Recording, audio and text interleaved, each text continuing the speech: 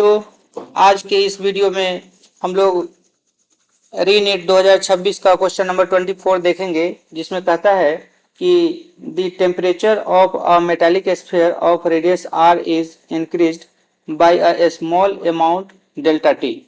मतलब एक metallic sphere है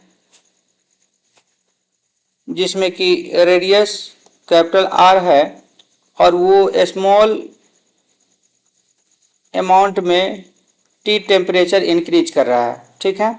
जिसका कह रहा है कि linear coefficient of thermal expansion alpha है और इसमें कह रहा है कि the approximate increase in the volume of the sphere.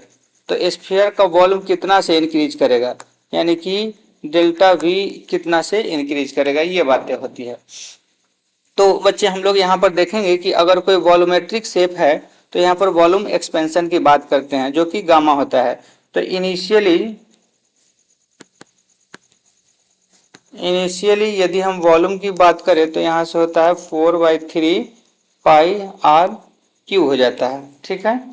और यहाँ पर अगर ये वॉल्यूमेट्रिक एक्सपेंशन है होगा इसमें, क्योंकि ये तो वॉल्यूम शेप है तो वॉल्यूमेट्रिक एक्सपेंशन है, लेकिन क्वेश्चन में आपको दे दिया है थर्मल एक्सपेंशन अल्फा के रूप में, लीनियर कोएफिशिएंट दिया है। तो इसमें हम लोग अगर देखें बच्चे तो यहाँ पे हमारे पास वॉल्यूमेट्रिक एक्सपेंशन जो होता है वो गामा होता है, ठीक है। तो गामा होता है तो उस केस में यहाँ से गामा बराबर 3 अल्फा का रिलेशन हो जाता है, ठीक है। और वॉल्यूमेट्रिक एक्सपेंशन की बात करें तो वहाँ पर जो हमारे पास रिलेशन होता है वो डेल्टा वी बराबर गामा डेल्टा टी का रिलेशन होता है, ठीक है। जबकि यहाँ पर हमारे पास कहा है अप्रोक्सीमेट इंक्रीज का मतलब चेंज इन वॉल्यूम से बात होगा, है ना। तो change in volume delta we बराबर गामा, और गामा की जगह पर हम लोग 3 अल्फा डेल्टा टी पुट कर दिए, ठीक है। अब यहाँ से हम लोग 3 अल्फा डेल्टा टी यदि पुट किए और इसके बाद जो है यहाँ पे हम लोग वॉल्यूम की बात करें तो देखिए यहाँ पर हमारे पास जो रिलेशन था जिसमें change in volume is equal to volume into gamma delta T.